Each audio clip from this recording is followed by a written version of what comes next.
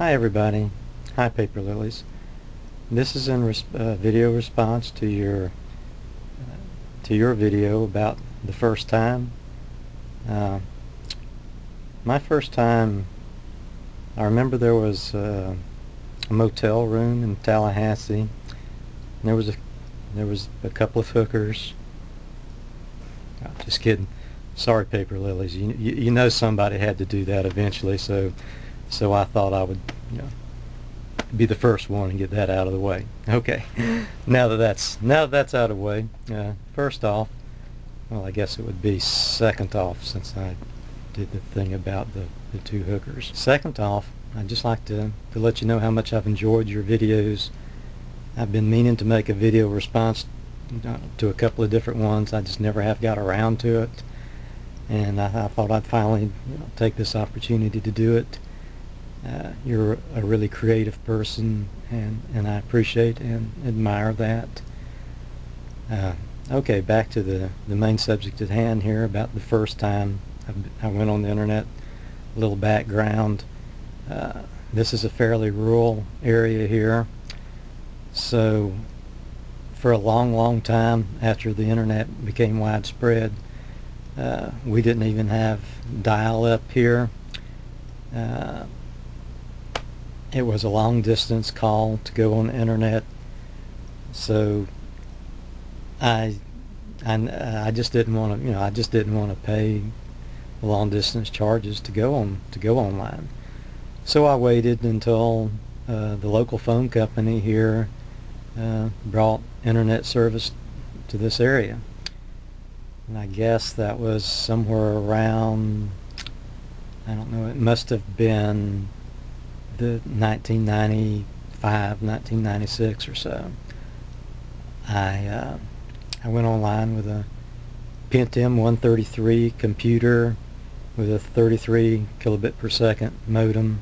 I always knew that going online was what I wanted a computer for, so I never even bought a computer until internet access was available in this area. So just immediately after learning that the internet service was coming, I bought my computer, and within a couple of days of service being available, I signed up. I subscribed to a couple of computer magazines for really 1, maybe even 2 years before internet access became available in this area. I remember I kept a notebook. I wrote down all these web addresses from these magazines. I would drive down the road and see billboards with web addresses. I would write those web addresses down. If a car had a web address on it, I would write that web address down. So by the time internet access was available here, I had a notebook with goodness knows how many pages of web addresses written down in it from various sources.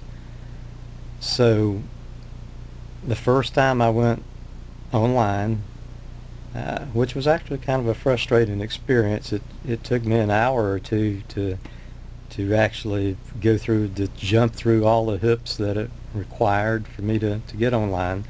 But after I finally did get online, I got my book out with all my pages. I was really excited, and I started looking through it, and very quickly, within, I would say, maybe the first 2 or 3 web pages that I went to, I somehow stumbled across this one particular page.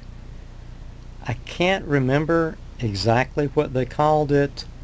It was something similar to the randomizer or potluck or something like that. Anyway, you get the gist of it. What it was a page. It had a big button that you clicked on in the center of the page, and when you clicked on it, it would take you to just a random page somewhere out there on the internet. It could just be anywhere in the world, any sort of category of web page. It was just totally all over the map. So, I mean, you just didn't have any idea where you were going to go when you clicked on the big button in the center, the randomizer button, we'll call it, or the potluck button. I prefer to call it the randomizer button. But, so here I was with this thick notebook of hundreds and hundreds of URLs that I had written down, that I had planned that first night to, to get through 30 or 40 of them. And I made it through 2 or 3 of them, hit this randomizer page, and pretty much spent the next 12 hours hitting the randomizer button. I would hit the randomizer button, go to a page, and I might hit 2 or 3 links off of that page, and I would come back to the randomizer button, hit it again, just etc., etc., etc. So I thought it was kind of funny that I spent all that time writing down all those URLs for all those many months, and here I spent the whole. I think I just I wound up falling asleep I was online and fell asleep hitting the randomizer button. So yeah, there you go. That was my first time, and I guess what the internet represented to me then is pretty much still what it represents to me. Just the ability to go anywhere, to travel anywhere that you want to, with a click of the mouse. And each time you go online, you may have kind of an idea where you're going, what you're going to do, but you're never really sure what's going to come up there. It's much like life is, much like YouTube is. I see different things every day on YouTube that I never expected to find.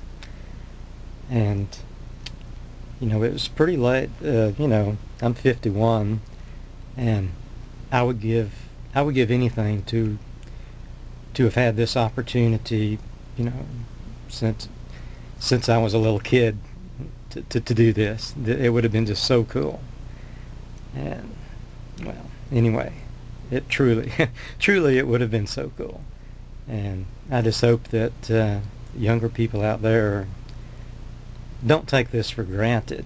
It's just, the internet's just a wonderful, like, I looked at all your video responses, and the one guy said that he didn't know what he would do without the internet, and I guess I know what I would do. I would just kind of be bored, and I'm never bored, and every day is a new adventure.